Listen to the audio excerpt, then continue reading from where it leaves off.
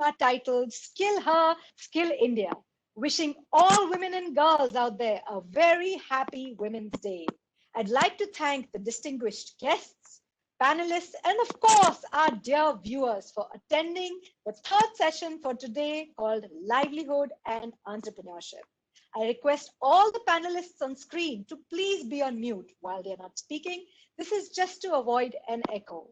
The attendees in the audience are requested to please type their questions in the chat box that you see on your screens. The moderator will ask your question to the panelist it has been addressed to. So don't forget to write the name of the panelist when you're asking the question. Without further ado, please allow me to introduce your moderator for this panel, a leading lady of NSDC, Ms. Vandana Bhatnagar, the Chief Program Officer at our organization. Vandana ma'am is part of the leadership team that provides strategic oversight for skill programs, digital learning, and knowledge management functions at NSDC. She has over 27 years of professional experience in corporate and development sectors. Prior to joining NSDC, Vandana ma'am worked at the World Bank as Senior Institutional Development Specialist in the Water Global Practice. She is an alumnus of the Indian Institute of Management, Kolkata, and St. Stephen's College in Delhi University. Thank you so much, ma'am, for consenting to moderate this very powerful session. Now I hand over the session to you to take it forward with the other panelists. Thank you very much. Thank you, Archana, and it's indeed a real pleasure for me to welcome a panel of remarkable women leaders who've made an impact across a very wide variety of domains. And they bring with them a very rich experience of leading initiatives in the corporate sector that are providing livelihood and entrepreneurship opportunities for women. And that's the theme really for today's session. We've been hearing very interesting insights from the earlier sessions, and just before this session, our chairman also talked about the importance of addressing this very vital issue. And in the skills domain, NSDC has been actively also working to take this agenda forward. So in this session, we'll be exploring details of some of the initiatives that have been taken forward by our panelists, the emerging opportunities in the sectors that they're working in, some of the challenges that they face, and how we can overcome them. So before we begin, let me briefly introduce our panel. We have Kanika Pal, who is the lead Sustainable Community Development South Asia leader at Hindustan Unilever Limited. With over 16 years of experience in CSR and sustainability, Kanika currently leads HUL's Prabhat Sustainable Community Development Program across South Asia. She has also founded Solutions for a Clean and Healthy Environment under the Soch Foundation to influence behavior change for a cleaner planet. Her work is focused on exploring interconnectedness between conserving the environment, enhancing livelihoods, and improving the health of communities. Then we have Ruchita Mehra, who's Director Communications, CSR and Digital for India, and Director Communications for Asia Pacific, Middle East and Africa at P&G Health. In her career spanning over 18 years in healthcare, she has conceptualized various campaigns to promote consumer health, including P&G's very successful Sehat Rise with Health campaign. She is among Business World and E4M's 100 most influential game changers in PR and communications in India. Anita Kumar is India's CSR lead Amazon, and Anita is currently leading the CSR initiatives at Amazon. She has over 15 years of experience spanning both the private and development sector across areas such as skilling, education, livelihood, and drinking water at organizations like P&G, Sattva Consulting, and also with LaborNet. She has led initiatives focused on increasing participation of women in workforce and has enabled counseling platforms for underprivileged youth. And last but not the least, we have Monica Behl, who is CEO, Beauty and Wellness Sector Skill Council, and she has over 25 years of experience in the industry with multifaceted roles in leadership, strategy, organization building, and has worked extensively across India, Southeast Asia, and the Gulf region. She plays an instrumental role in making the beauty industry more organized by setting standards, capacity building, and enhancing employability. So that's really a fantastic set of professionals we have who are here to share their experiences and insights with us. So let me get started right away. And I'd like to begin with you, Kanika. You're part of Hindustan Unilever, which is really the largest FMCG company in India. And in the recent years, FMCG sector has witnessed rapid growth, especially in the semi-urban and rural areas. In the last year, we've seen that's been one segment that's moved really forward. Do you see any opportunities for budding women entrepreneurs in the FMCG sector, possibly through value chain interventions? And if so, what could be some of the skilling and upskilling interventions linked to these? Kanika? Yeah, thanks so much, Vandana, for that question, and good afternoon to everybody who's part of this discussion and listening in to all of us. I think, FMCG sector has been pretty steady, even with the kind of disruptions that COVID threw across different sectors. And it was very interesting when COVID came about, that it was our age-old Kirana stores that were at the forefront of FMCG sales and retail distribution that became a lifesaver for most of us, even when we were under lockdown and so on and so forth. Women in particular, of course, have been extremely critical when it comes to entrepreneurship in the FMCG space. And I can say it safely because many of you would know that Unilever has a well-documented case study even in Harvard called the Shakti Ammas, where we have these women who have been trained as nano and micro entrepreneurs who then become the touch point for sales in the FMCG sector.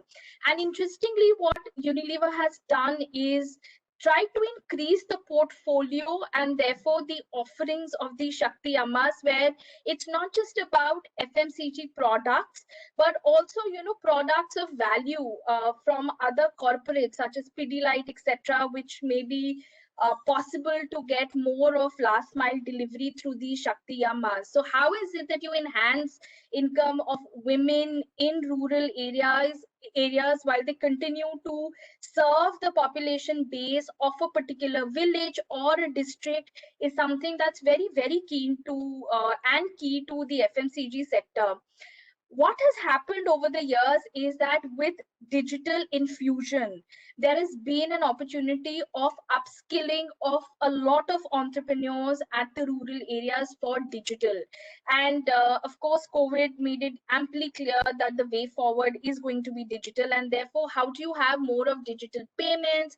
How do you make use of digital gateways, so on and so forth? So that area of upskilling for FMCG sector clearly becomes a very, very important segment, which we have been also doing internally for a lot of people within the rural spaces.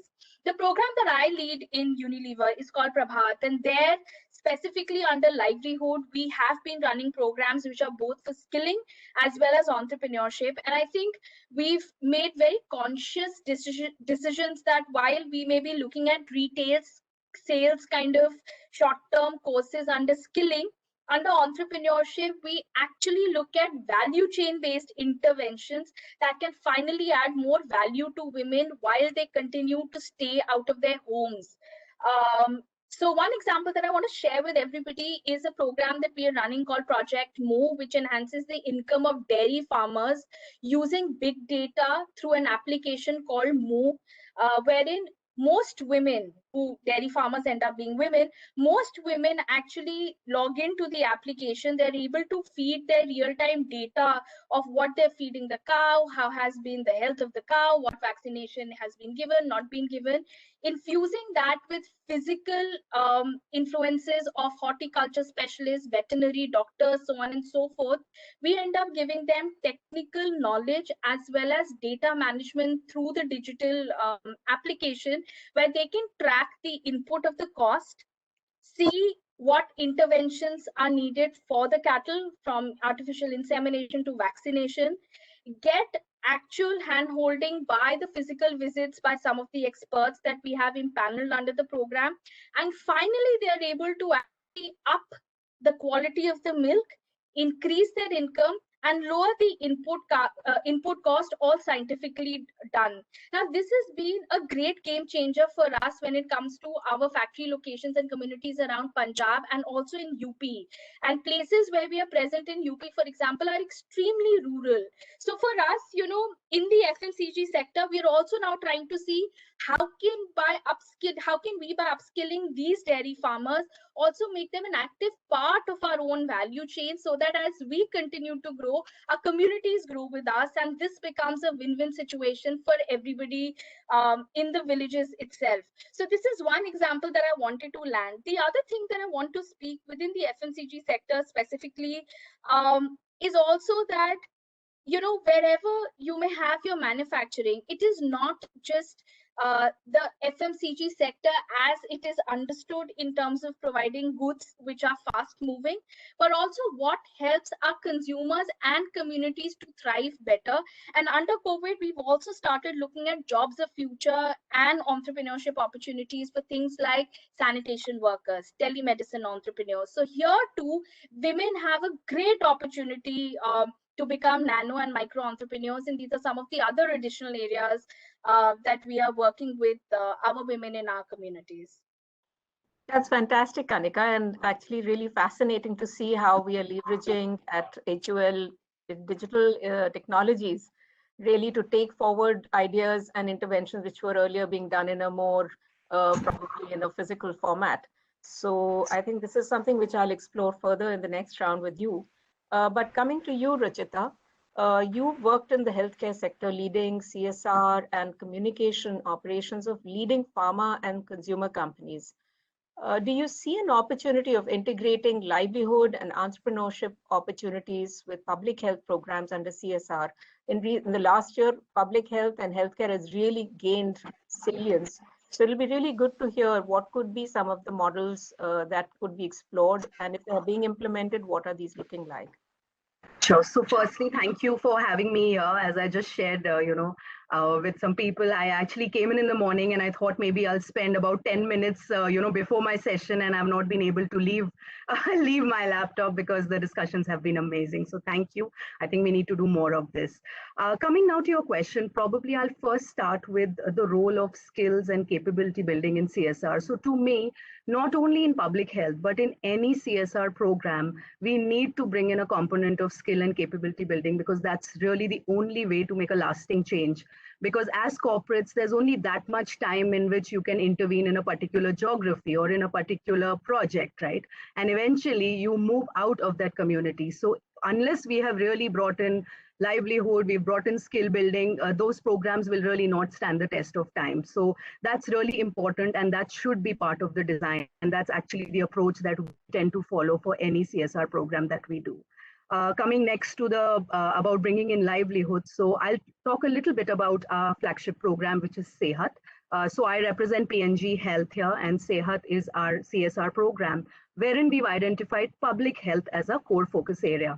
Now, since morning, we've had so many discussions on, bringing women into the labor force. And unfortunately, despite all the advances in our country, even today, some women don't have basic access to healthcare facilities. Even today, maternal and child health, we have the poorest indicators in the country. So that's something that we've identified as a core focus area, that we would work at the grassroots level on maternal and child health. And I think in the last panel, somebody talked about anemia and so many other problems, even with related to kids as well.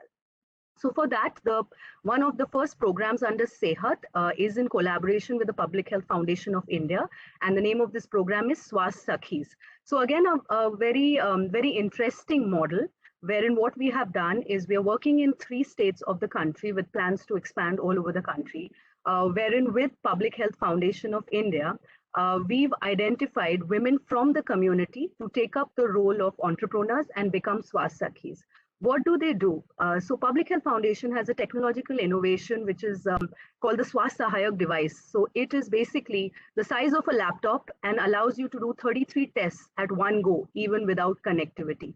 So everything that a pregnant woman needs, for antenatal as well as postnatal care, all those tests can be done there. Why do we do this? So I'm sure everybody here is well aware of the state of primary healthcare facilities. Now, the government is already doing a lot, but just if you consider the scale, there's just so much more to be done. So what we do is we've identified remote and underserved populations. And over there, these Swasakhis are equipped and trained with these Swasahayak devices.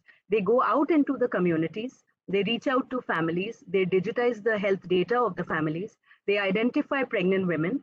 Once they've identified them, they do follow-up visits for the whole course of the pregnancy. They identify high-risk patients and they circle back to the primary healthcare centers and inform them about what all is needed. So while we are involved, for every entry that our women entrepreneurs are making, P&G of course is helping them earn an income. The model that we're following, because I think our approach is always to sustain and scale and create a proof of concept which kind of continues in the community.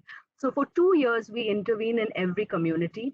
We bring women to understand the value of what they are doing, understand how they can generate income. And after that, our aspiration, which we worked along with the Public Health Foundation of India, is we hope that the women continue this program. They probably lease out these devices on their own, and they become mini diagnostic centers in the areas that they are currently operating in. So we started with Uttar Pradesh, with one district there. We have 50 Swasakhis active in UP. We moved to the state of Goa, where we have a very interesting model where we are also collaborating with the government of Goa. So it's a tripartite model wherein it's our Swasakhis working closely with the government workers. We have just now expanded to Madhya Pradesh, and the plan is to take this all across the country, intervene, show the proof of concept, and hopefully have a lot more women entrepreneurs working in the space of public health. Maybe in the interest of time, I'll just share one more example, which is not so much at the grassroots level, but definitely related to capability in public health. So again, we are all aware of the divide, the urban-rural divide, diagnosis treatment divide.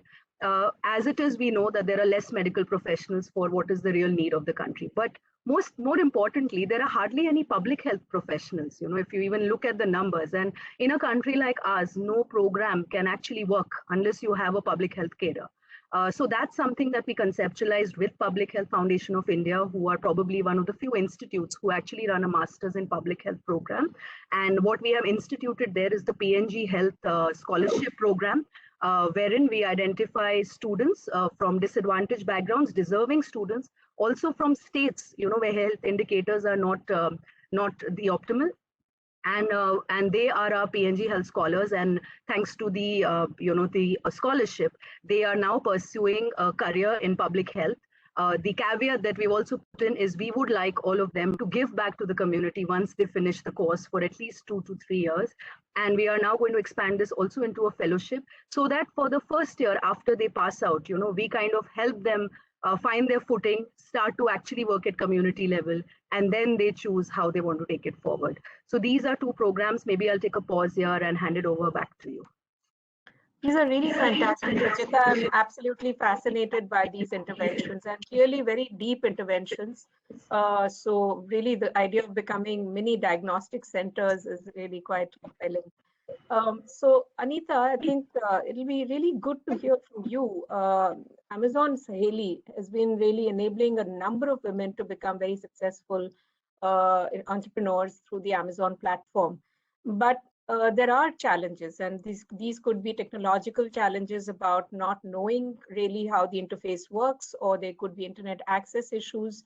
There may be entrepreneurial skills, which are probably a challenge.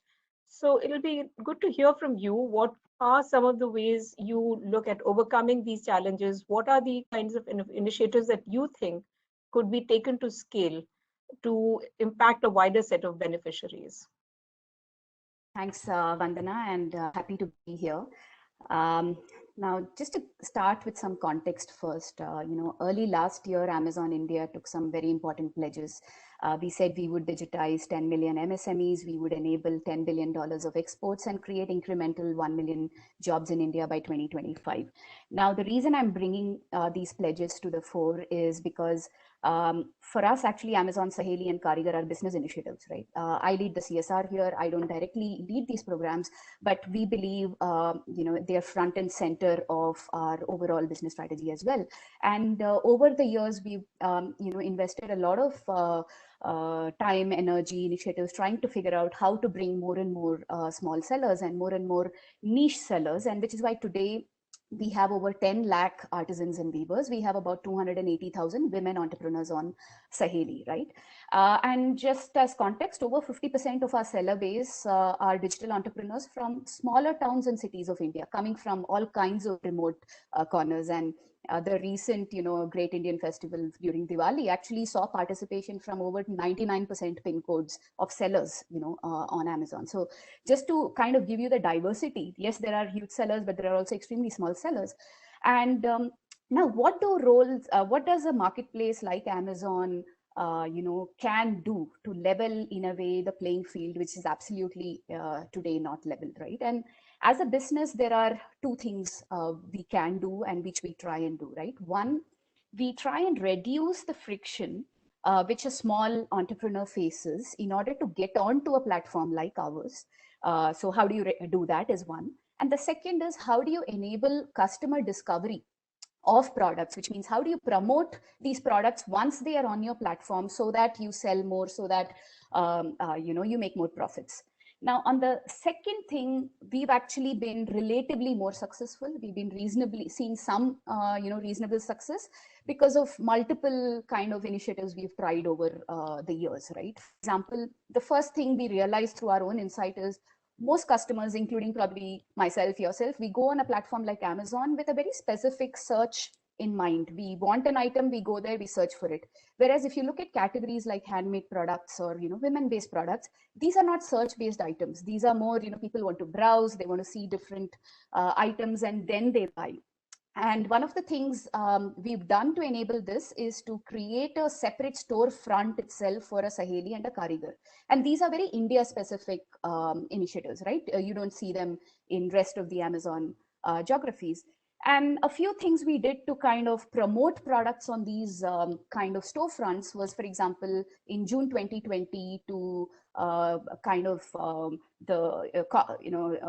look at the lockdown impact which these sellers had, and to kind of promote their products, give them some additional support. We created an entire Stand for Handmade initiative, which was a 10 weeks high decibel campaign, which was meant to support sellers with a jumpstart post the lockdown, right? And we saw many of the sellers grow their business by leaps and bounds during this time. A few things we did was we completely waived the sell on Amazon fee for those 10 weeks for these sellers. We ran a high decibel celebrity campaign with Vidya Balan, who was promoting, handmade products, etc. on Amazon. Similarly, we, keep having these small business days, initiatives like Sambhav, which are dedicated to local handmade products from small and medium businesses. Now, all of these have definitely helped in customer discovery overall and improving, marketing and promotions for many small sellers. And we've seen, every day we get some email, from some seller or the other on this. Not to say that it's been helping 100% of our small sellers, and I'll come to the reasons why. The second thing which I told you about was reducing the friction to onboard small sellers, and there are two things we do there as part of our special programs, which is Saheli and Karigar. We charge a reduced seller fee compared to our regular selling programs, right? So it's 8 to 12% and less than that, depending on the categories you sell. And as part of the program, you get 30 days of deep hand-holding support, which includes workshops, training sessions, how to sell on Amazon, how to take a good photo, to how to create a portfolio, etc., which is given free of charge to specifically participants of Saheli and Amazon. Now, where do the challenges start occurring, right? For a woman or artisan, and as you rightly pointed out in your question as well, is it about technology? Is it about entrepreneurial skills? Now, there are a few basic things you need in place before you can even get onboarded onto the platform. And the first thing is paperwork like GST, PAN, bank account, FSSAI certification for food. Now we find majority of women or artisans who are not able to get onto the platform do not have these paperwork at all in place. So that becomes a first big barrier. The second big barrier is really the ability to provide a good customer experience. And when we say that, as you very well know, Amazon, as most of the marketplaces, will work customer backwards. And tomorrow, when you are shopping in any of these platforms and you keep seeing out of stock, come back later, it calls for a poor customer experience. And one of the biggest problems we've seen with these smaller sellers is inability to have a predictable supply of inventory. So even when you start out, we have tried to really reduce the barrier by saying, hey, have a few items of each type to be listed. But once the first lot gets sold, immediately the second lot becomes very unpredictable. So these are the big challenges which we are seeing. And just to touch upon what are some of the things which have been helping us, right? The one thing which I'll call out before I pause, the biggest thing which has been helping us is partnerships, right? Partnerships both with nonprofit social enterprises like iVillage, Rangasutra, Nanjil, who aggregate at different points and who specifically work on the two challenges I spoke about, whether it is doing paperwork and creating bank accounts, GST, etc., or whether it is skilling these women and help or organizing multiple women to come together or multiple artisans to come together so that inventory, etc., is streamlined. So we have seen partnerships, and also with business, government houses, handloom houses, etc. We have seen a number of successes there. I'm just going to pause here. I'm sure we can come back to more later. Well, I am constantly fascinated by the kind of insights one can get through these kind of conversations. But it's very useful to hear of the kind of interventions that you're exploring with partners. And I think that's the key on how do we scale those up. So maybe I'll come back again to that. But let me just move to Monica. Monica is leading a sector skill council, which is a very, very key one in our ecosystem. It actually accounts for a very substantial share of the women trained in our ecosystem. And it's maybe one of those sectors, beauty and wellness is one of those sectors which offers huge opportunities for women. But it is also often seen to reinforce gender stereotypes. But it would be good to hear from you, Monica. Where do you see future opportunities in this sector? It's a rapidly growing sector. Is it likely to be more in wage employment or entrepreneurship? And what are some of the initiatives that could encourage more women to participate in the sector's growth? So over to you, Monica. Thank you so much for having me here. And it was really heartening to hear from our fellow panelists the importance that each and every corporate house and we as an individual are giving it to skills. I'll take a step back because everyone has shown us the importance of skill. And today's webinar also, the theme is Skill Her, Skill India. Because when you skill a woman, you're not just skilling her to become financially independent, but you are helping her give a better life opportunity, better kind of education to her children, better opportunities in terms of learning and development for the entire family you're giving her. So I'll take a step back and take every one of our viewers who are online with us and who would be watching this webinar later also, for them to know where do we exactly in India stand when we talk about labor force participation of women in India. May I request for the next slide, please? This is the slide which is not very heartening to be shown here, but this is the reality, and we need to be facing the reality. Then only we'll be able to take the right step in the right direction. This data has almost about 60% of India's population, about 80 crores population's data is this, in which if you see the highest labor force participation in the age group of 21 to 30 or 21 to 40, which is the most productive year of a human life, the female participation in workforce in these age groups, specifically in the age group of 21 to 30, is coming out on a very minuscule level. And if I have to see the entire lifespan participation, it's only about 23.3%. Whereas on the other hand, which accounts for about just 9.16 crore out of 80 crores of data that we are talking about. And whereas if you look at as you progress upward age-wise, this participation from 41 years again start dwindling on a lower side. May I request for the next slide?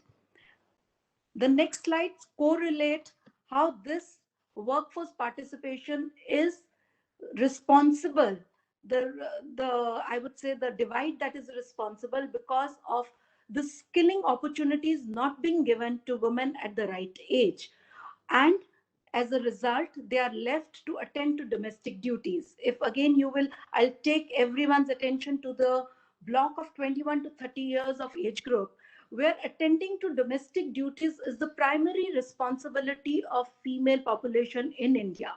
And again, this is the most prime time for any female, or for that matter any younger person, male, female, to settle and to start a job or to start an entrepreneurship skill, or to be skilled to start a livelihood on their own. And this is the time when we are leaving them on their own to just attend to household duties. And as my fellow panelists before, who've given so much of importance on skilling, have talked about it, I will again request all of them through CSR funds of all these big corporates, if they can invest time, money, energies in this age group and get them rightly skilled, so that tomorrow they become not just the job seekers, but even the job givers for our younger generation. May I request for the next slide? This gives us the numbers that under NSDC, we run PMKK centers and PMKVY schemes, that Pradhan Mantri Kaushal Vikas Yojana, under which we've been training women under different sector skills. We've got 37 sector skills and different job roles. We've been training this women.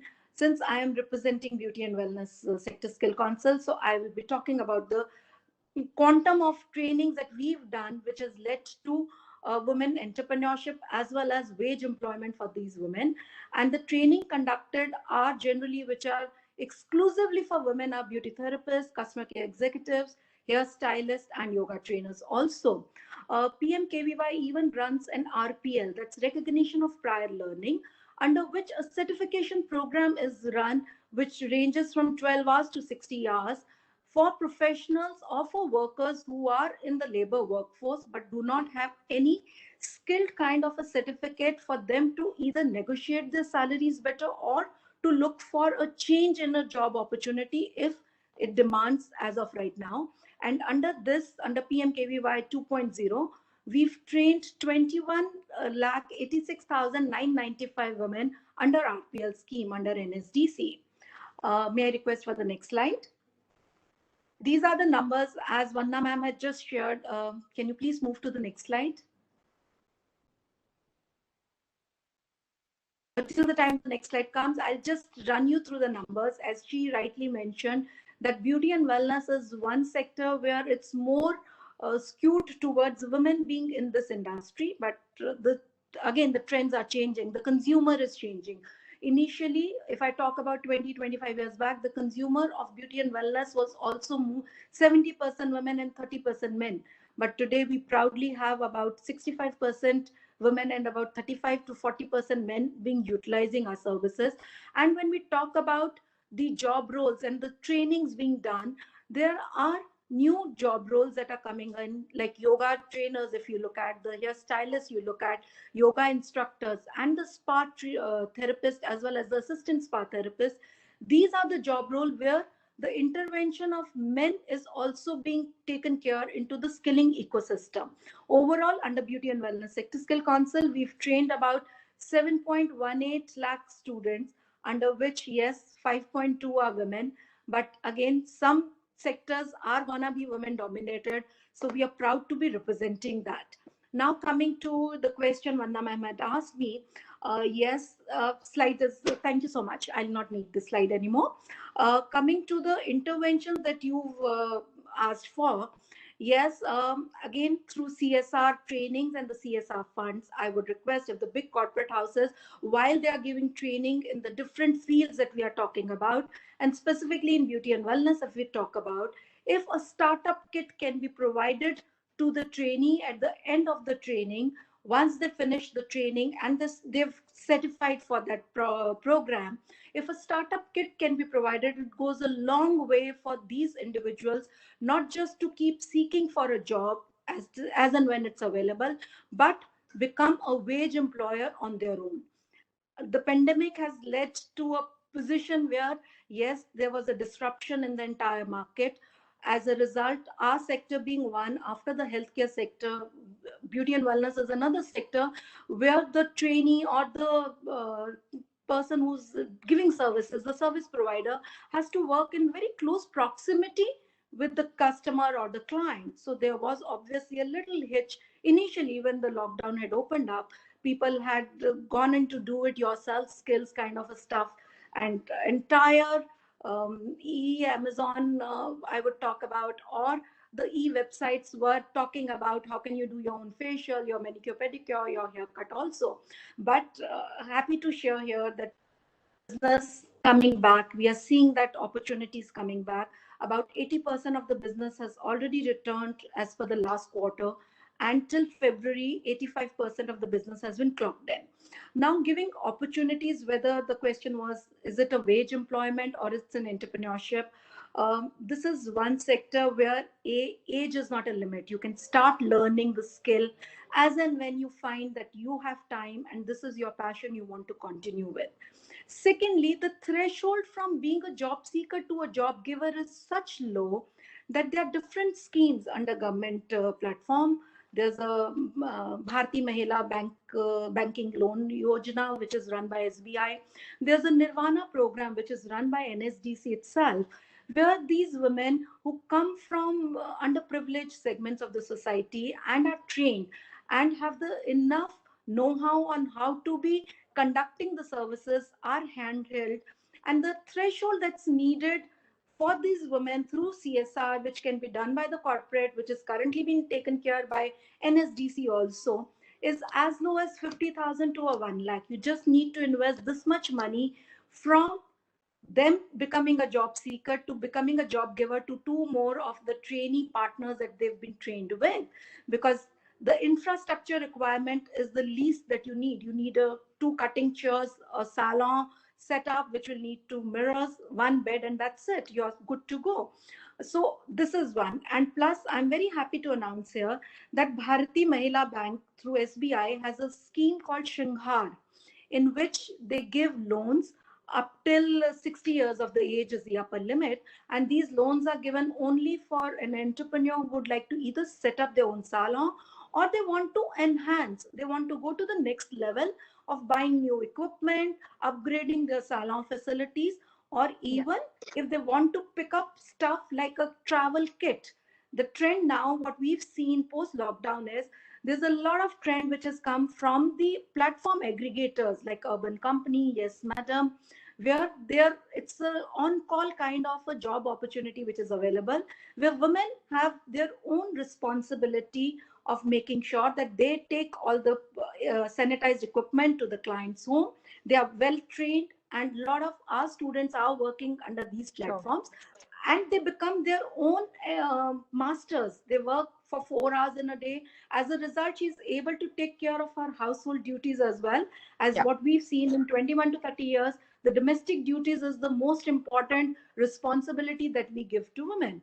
So with that, I think we'll continue on the next lecture session. Yeah, we'll go into it. But thanks, Monica. I think it's quite evident that this is a sector which offers a very easy transition for a lot of women who might be constrained by other responsibilities. And we have enough and more stories from our ecosystem on how women with very difficult circumstances have taken that first step through this sector and then have transitioned to become confident entrepreneurs who, as you said, are also hiring other women and helping them on. So I think it's a fairly vital point of intervention.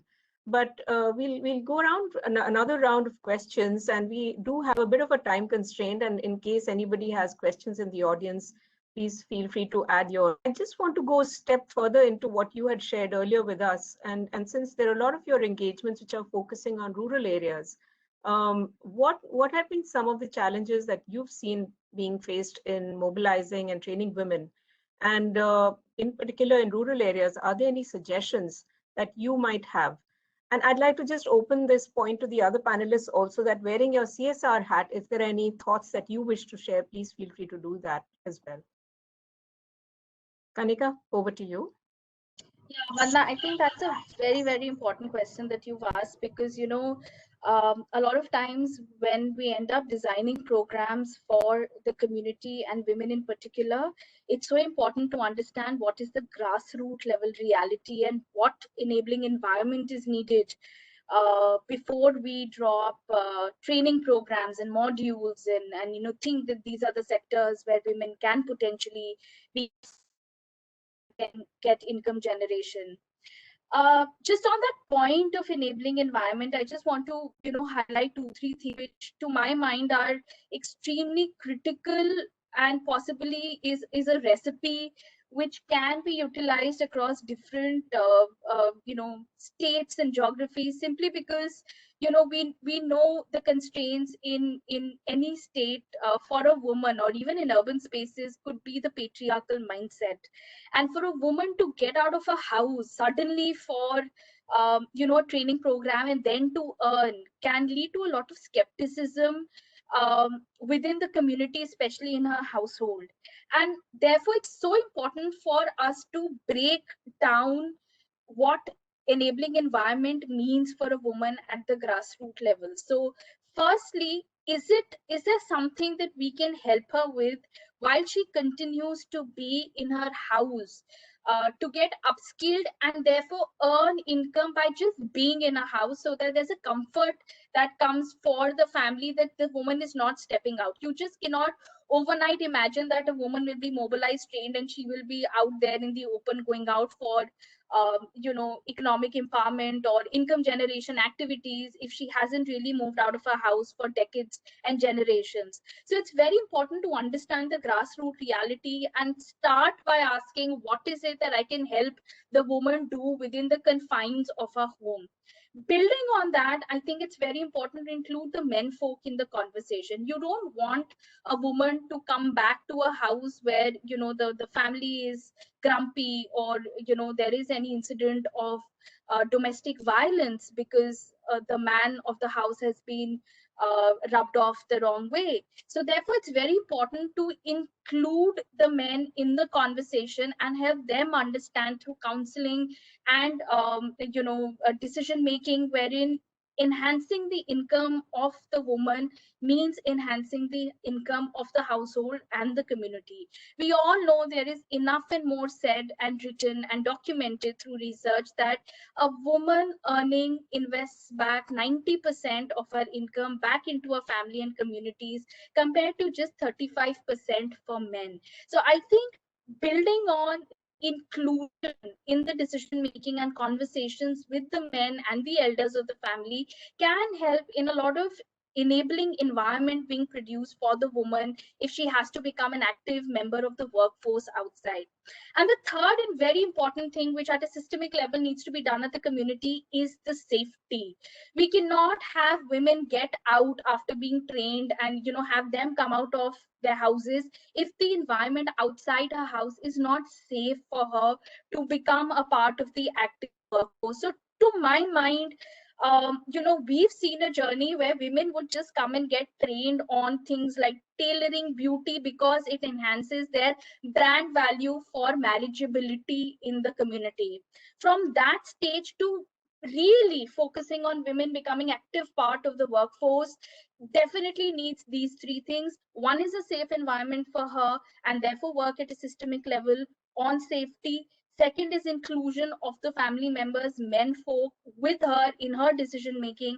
And third is to begin with the very basic of what can be done in her comfort zone for economic empowerment, help her with financial inclusion, management of a financial, investing back into a family home, her own self, and then finally, lead the journey of becoming financially and economically empowered in the true sense. And to that tune, I really do want to highlight something that I am particularly very proud of, Hindustan Unilever for. We took a target of 50% of gender parity in our workforce. And as on date, just today, it being International Women's Day, we have got a communication from, our chairman that at least in the managerial workforce, we are already at a 52% gender parity, which and being part of Unilever, I can tell you the kind of policies that we have been devising internally for active participation of women, from domestic violence, which I don't think exists in any other corporate, to safety of women, be it at the shop floor or for managerial staff, in itself, speaks volume in engaging people for enabling environment.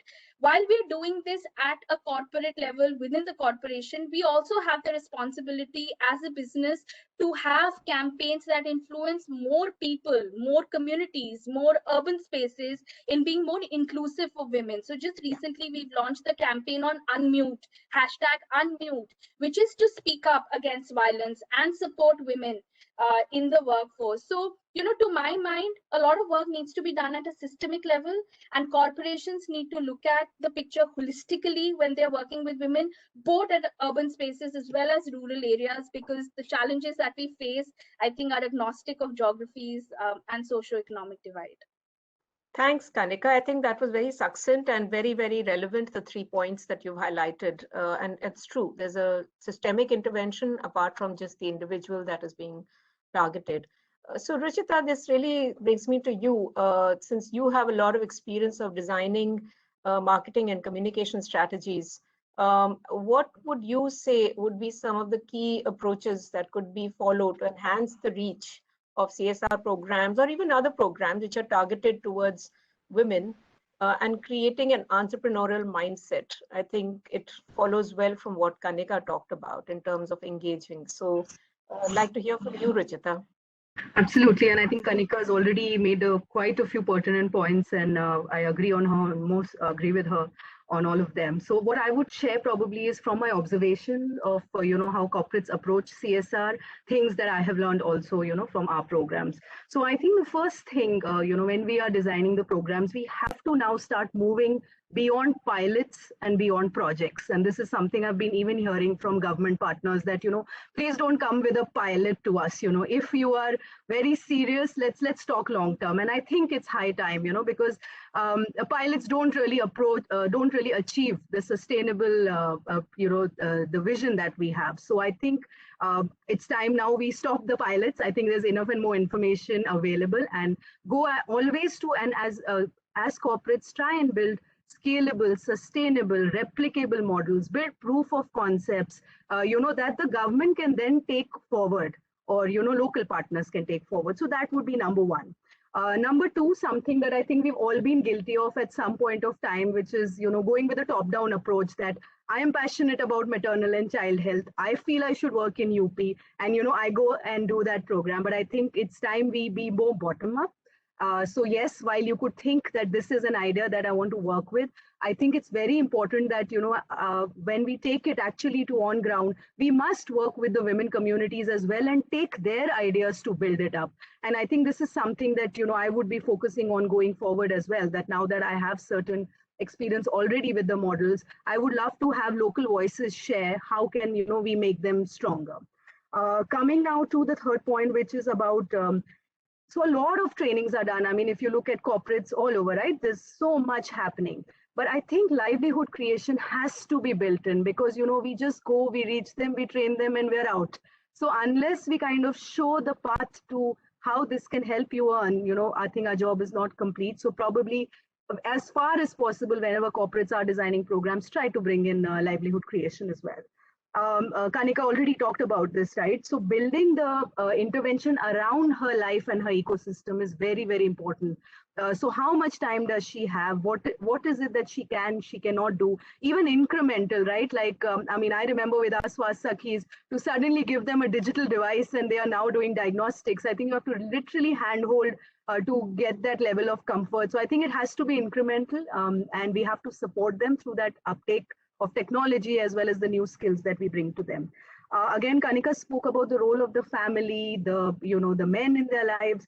So I think here two things that we can attempt are incentivizing and sensitizing both, because that is a good step to start. So how can we bring in certain incentives to the efforts that they're doing, not just for the woman as well as for the family, sensitize them that, it's not just about her, making a living, but whatever she earns actually brings up the whole family. So, those kind of activities.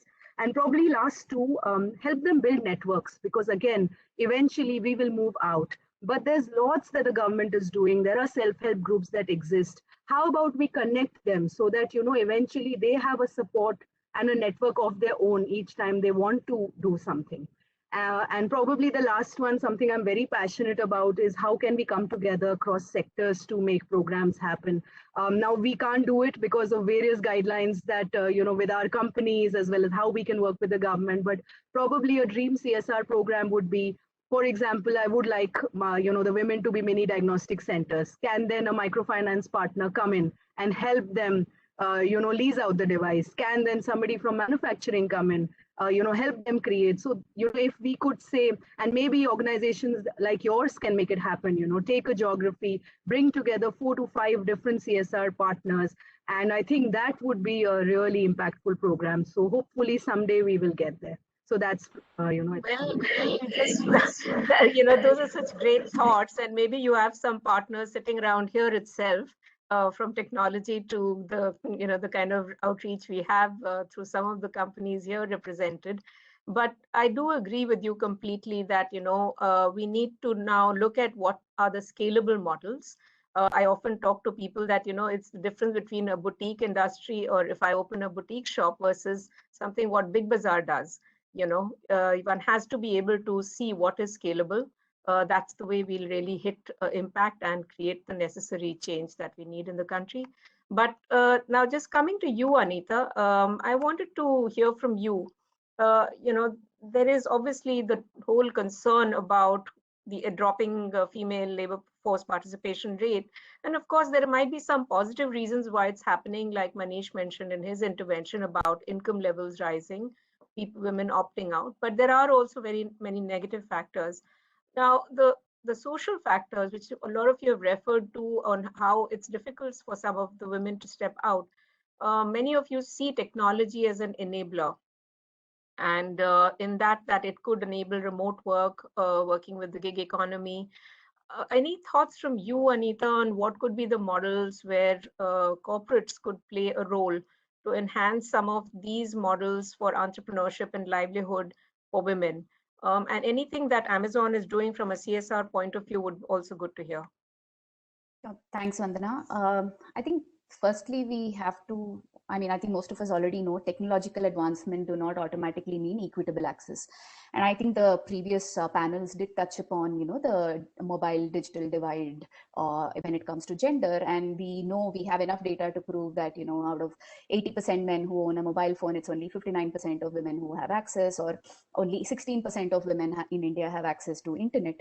And interestingly, South Asia fares worse, right, compared to countries of similar GDP, whether in Africa or in South America. And it's probably one of the only geographies which lists one of the barriers to this as family does not approve, right? No other geography has that barrier. And similarly, we've made advancements when it comes to bank account ownership, right? For like significantly from 2011 to 2017, it's gone up from about 26-27% to 77% of women today owning a bank account. However, on the flip side, only 5% of women in India actually borrow money from formal sources of finance, right? So again, just because there are advancements or there is progress doesn't mean it is equitable. That said, I think, there is a role for corporates and governments to play, and there is a role for philanthropy and, civil society to play. And at Amazon, we are trying to kind of do both while being, obviously, be part of the regulatory requirement, etc. So when it comes to corporates, there are two things I would like to point out, which say corporates like Amazon can do well. One is really, why do more women or more people don't get into entrepreneurship? Because it's highly risky, right? If you ask any of you or me, would we prefer a stable, predictable income to a completely unpredictable entrepreneurial life, most of us would prefer a risk-free kind of environment. And when you come to gig economy, it comes with its obviously own set of risks. Now, where corporates and governments can come together is reduce the risk associated with entrepreneurship or gig work. And very recent example of that is where Amazon and a number of other marketplaces and platforms have come together and pledged 500 crores towards health security of gig workers. Right, so these corporates pull some money, the gig worker pulls in some money, and this is to help them with ESI and other payments, which typically gig workers today do not have that safety net. So that's something where corporates play a role. Similarly, markets are working really hard to reduce friction from participants of different segments, right? Whether it is basically having very specific customer focused decisions. For example, what we are doing in Saheli and Karigar is using our data or their own data to help them understand what customer needs look like, what their wants look like across geographies, which designs are doing well. Today, they do not have the ability to analyze it themselves, but our team helps them analyze this. And we have seen many success stories of using database design, insights to drive their own sales and their own revenues. And that's where corporates can play a role when it comes to data, technology, social security, etc. Now, where philanthropy and civil society really need to play a central role is to improve the ability of a woman to actually access these opportunities, right? So on the market side, my corporate can play a role. But when it comes to a woman actually being able to access these opportunities, all of those things which, Kanika and Ruchita touched upon really start making a difference in terms of the barriers. So I was at a community center just a few weeks ago in Anikal and, speaking to these 16, 17-year-old girls. Now, many of them have access to a smartphone at least few hours a day. They spend up to 250 rupees a month on data and internet. So it's not that, they don't have that money, but almost the entire time is spent on entertainment and social media today, right? And it's not that that's a bad thing, but it's also because they've not even had a chance to explore the economic aspects or educational aspects, perhaps some of the things which, Monica ma'am was talking about earlier in terms of opportunities which are available for them. And they've already resigned to the fact that they're going to get married soon and they're going to follow the same thing which their mother was following. So I think there is access, enabling access, and then from access to awareness and adoption, that's where philanthropic capital and civil society and NGOs play a very critical role. And today, yes, we are trying to, in our multiple community centers which we have, we do run a lot of skilling programs and awareness sessions, digital literacy, financial literacy. I think all of these are very important building blocks, and we cannot build a huge skyscraper without having these foundational things in place. So I'll just say that overall our education and skilling models need to become more interesting, more intuitive for more and more girls and women to, also want to be on that, just like they want to be on Facebook or whatnot, right? So that's where I'll end. Thanks, Anita. I think that's really pertinent points, and the segregation between what a business will do as part of its business versus what philanthropic entities can do is a great input and insight. Monica, I'm going to just give you very little time because we are running short of time. But any thoughts from your side, since there was mention of online skilling or even just skilling as such, what is the kind of stuff that you are seeing happening in your sector to sustain skill development, entrepreneurial training, especially in rural areas? And is this digital divide something that you see being something you can overcome, or is it something which is a big challenge? Quick thoughts. And then Thank you so much.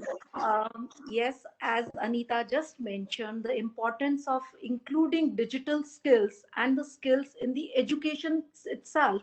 It's very important that at the school level, at the grassroots level, we start educating them on computer literacy. It's very important. As far as the moment we come to skilling, this lockdown forced all of us to take a step back and look at it, how we are gonna reach out to those masses, specifically in the underprivileged areas of the society and in the rural area, so that their skilling needs, even if the unlockdown is not complete, we are able to reach them and not waste their time.